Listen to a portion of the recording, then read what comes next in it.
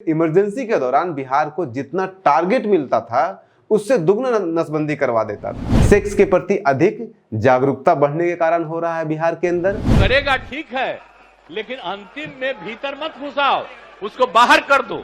Nitish model में जब बिहार नसबंदी करवाने में पूरे देश में नंबर 1 पर बना हुआ है, नंबर 1 पे पहुंच गया है, क्योंकि नसबंदी करवाने के लिए उस समय सरकार 11 रुपए से लेकर के 90 रुपए तक का इनाम देती थी कि देश का पहला कॉन्डम फैक्ट्री कब, कैसे और कहां बना। अब बिहार के लोग ज्यादा नसबंदी क्यों कराते हैं और उसमें से भी 99% महिलाएं क्यों होती है, ये तो जांच का विषय है। क्या बिहार के लोग पैसा पाने के लिए नसबंदी करा लेते हैं? तो कोई गरीब क्यों नहीं नसबंदी कराएगा? बिहार अभी भी अव्वल।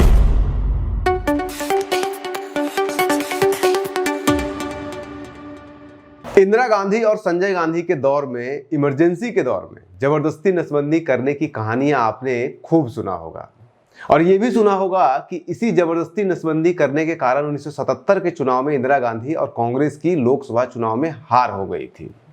लेकिन क्या आपको पता है कि बिहार में आपातकाल से ज्यादा नसबंदी साल 1966-67 में तब हुई थी जब बिहार में सूखा पड़ा था, अकाल आया था।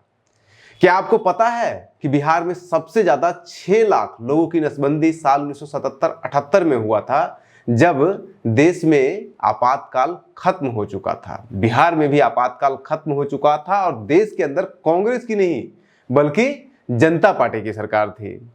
बिहार को आज पूरे देश में सबसे ज्यादा जनसंख्या वृद्धि के दर के लिए बदनाम किया जाता है।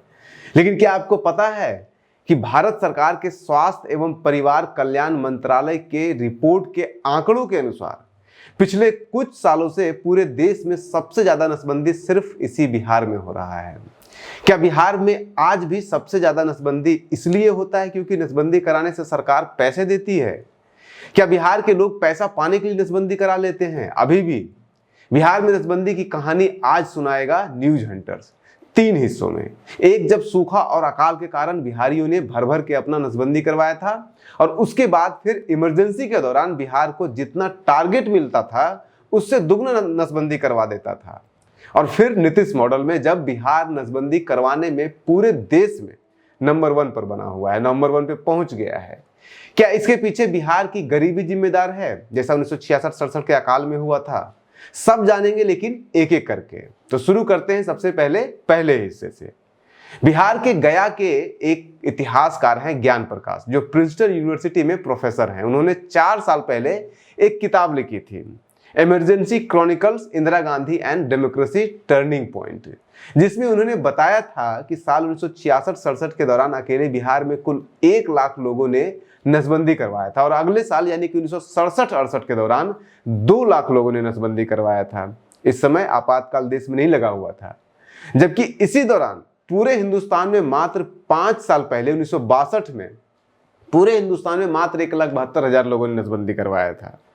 मतलब 1962 में पूरे हिंदुस्तान में जितना नसबंदी हुआ था उससे कहीं ज्यादा नसबंदी अकेले बिहार में 1967-68 में हो गया था। कहां 1,72,000, कहां 2 लाख।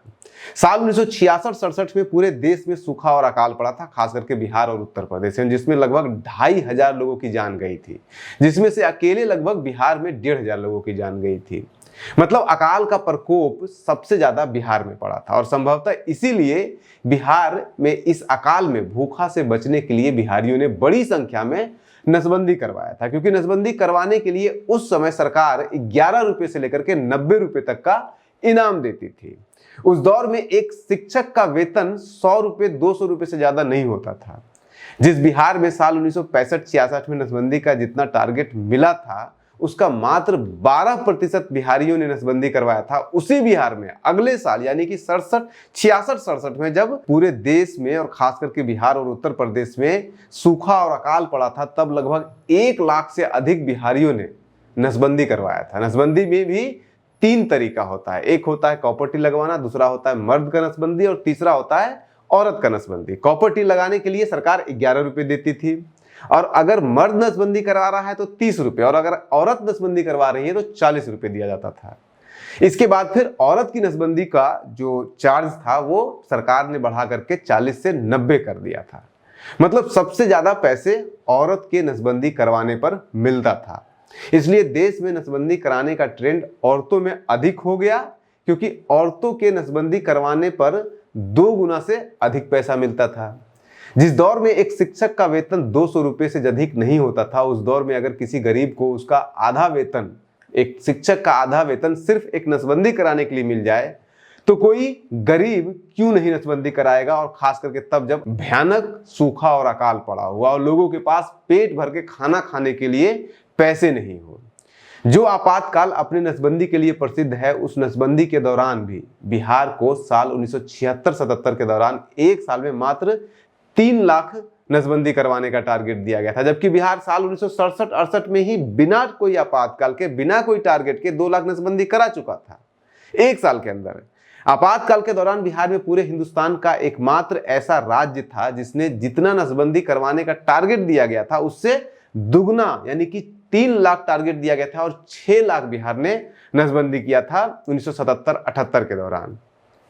याद रखिएगा कि देश में आपातकाल 1977 में खत्म हो गया था, यानी कि बिहार में सबसे ज्यादा नसबंदी तब हुआ है जब देश में आपातकाल खत्म हो चुका था और नसबंदी कराने के लिए उस समय कोई जोर जबरदस्ती नहीं, बल्कि सिर्फ पैसे दिए जा रहे थे। वो 90 रुपए दिए जा रहे थे, वो 30 रुपए और 40 रुपए दिए जा रहे थे। आपातकाल के दौरान ही देश के अलग अलग हिस्सों में कई ऐसे घटनाएं हुई थी, कई ऐसी कहानियां आपने सुनी होगी जब देश के अलग अलग हिस्सों में नसबंदी के खिलाफ लोगों ने विरोध किया था, पुलिस के ऊपर हमला किया था, पुलिस और लोगों के बीच में हाथापाई हुई थी। ऐसी कहानियां खूब आई जिसमें जगह जगह पर पुलिस और आम जनता के बीच झड़प हुई थी, जिसमें दर्जनों लोग घायल भी हुए थे और मारे भी गए थे। लेकिन बिहार में ऐसी एक भी घटना, आपको ऐसी एक भी झड़प का कहीं कोई उदाहरण नहीं मिलेगा जिसका कारण जबरदस्ती नसबंदी हो।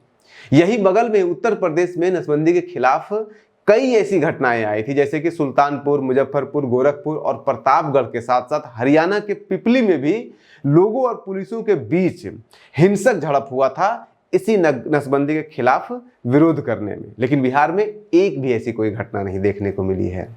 अब आप थोड़ा देश के स्तर पर भी देख लीजिए। देश के स्तर पर इसमें कोई शक नहीं है कि आपातकाल के दौरान नसबंदी के केस में भारी वृद्धि हुई थी, लेकिन यह भी सच है कि भारत में नसबंदी का प्रोग्राम 1951 से ही चल रहा था, जब भारत सरकार नसबंदी करवाने वाले लोगों को इनाम के तौर पर आर्थिक सहायता देना शुरू की थी।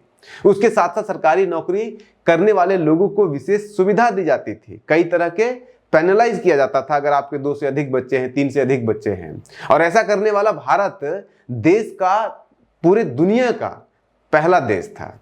यह भी सच है कि आपातकाल के बाद भारत में नसबंदी करवाने की घटना में मामूली गिरावट आई थी। इस ग्राफ को देखिए। साल 1976 में देश में लगभग 21% दंपत्ति नसबंदी कराए हुए थे, जो 1980 में मात्र 1% घटा है, 21 से 20% हुआ है, यानी कि इमरजेंसी खत्म होने के बाद है। लेकिन उसके बाद फिर 2 साल के भीतर 1982 का साल आते आते देश में नसबंदी करवाने वाले दंपतियों का अनुपात फिर से 21% से अधिक हो गया, यानी कि इमरजेंसी के दौर से भी ज्यादा हो गया 1980 में, 82 में। और फिर 1990 का साल आते आते ये 30% हो जाता है। ये इतनी वृद्धि बिना आपातकाल की हुई थी, जब 20-21% से बढ़कर के 30% 15 सालों के अंदर हो गया था। इस दौरान सिर्फ नसबंदी ही नहीं, बल्कि कॉपर टी और अन्य तरह के गर्भ निरोध का इस्तेमाल करने वाले लोगों का, दंपतियों की संख्या में भारी वृद्धि हुई थी। जिस कॉपर टी का इस्तेमाल भारत में साल 1980 तक मात्र 1% लोग करते थे, उस कॉपर टी का इस्तेमाल 1990 का साल आते आते भारत में लगभग 7% लोग, 7% दंपत्ति इसका इस्तेमाल करने लगे थे। मतलब कि लगभग 7 गुना का वृद्धि हुआ था। हालांकि पिछले 2-3 दशक में नसबंदी के पॉपुलैरिटी में थोड़ी कमी आई है, जिसके पीछे क्या कारण है हमें नहीं पता है, लेकिन एक कारण तो जरूर पता है। भारत में नसबंदी करवाने के लिए भारत सरकार इनाम के तौर पर 1960 के दशक में 90 रुपए देती थी, जबकि उस दौर में एक शिक्षक का तनख्वाह 100-200 रुपए से ज्यादा नहीं होता था। और आज भारत सरकार नसबंदी कराने के लिए मात्र 1400 रुपए देती है, जो कि एक मजदूर की 1 दिन की कमाई है या 2 दिन की ज्यादा से ज्यादा कमाई है।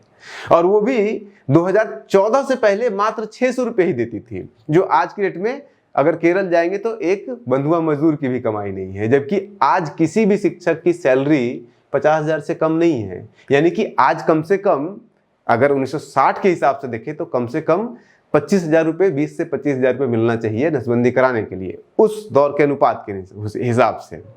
और भी कई कारण हो सकते हैं, जैसे कि पुल आउट मेथड आजकल सेक्सुअल रिलेशनशिप में बहुत ज्यादा पॉपुलर होने लगा है, जैसा नीतीश कुमार भी बिहार विधानसभा और बिहार विधान परिषद में बता चुके हैं। करेगा ठीक है, लेकिन अंतिम में भीतर मत घुसाओ, उसको बाहर कर दो। लोगों की शादी करने का उम्र भी बढ़ गया है, और भी बहुत कारण हो सकते हैं जो हमें नहीं पता है, लेकिन हमें इतना पता जरूर है कि आज भी नसबंदी करवाने में बिहार देश में नंबर 1 पर बना हुआ है। साल 2020-21 के रिपोर्ट के अनुसार उस साल यानी कि 2020-21 में उस साल पूरे बिहार में 3,30,000 लोगों ने नसबंदी करवाया था, जबकि जिस उत्तर प्रदेश की जनसंख्या बिहार की जनसंख्या से लगभग 2 गुनी है, वहां मात्र 2,90,000 लोगों ने नसबंदी करवाया था। बिहार अभी भी अव्वल है, इसके बावजूद कि पिछले कुछ सालों के दौरान बिहार में नसबंदी की घटनाएं कम हुई है। 2019-20 में बिहार में 4,20,000 लोगों ने नसबंदी करवाया था, जो 2020-21 में एक साल में घट करके 3,30,000 हो गया। और सबसे बड़ा सच ये है कि नसबंदी करने वालों में बिहार में 99% महिलाएं होती है। जब 2019 में बिहार में 4,20,000 लोगों ने नसबंदी करवाया था पूरे बिहार में, तो उसमें से मात्र 5,279 लोग पुरुष थे और बाकी सारी महिलाएं थी। उसके बाद अगले साल जब 2020-21 में पूरे बिहार में 3,30,000 लोगों ने नसबंदी करवाया था, तो उसमें से मात्र 1,506 लोग पुरुष थे पूरे बिहार में।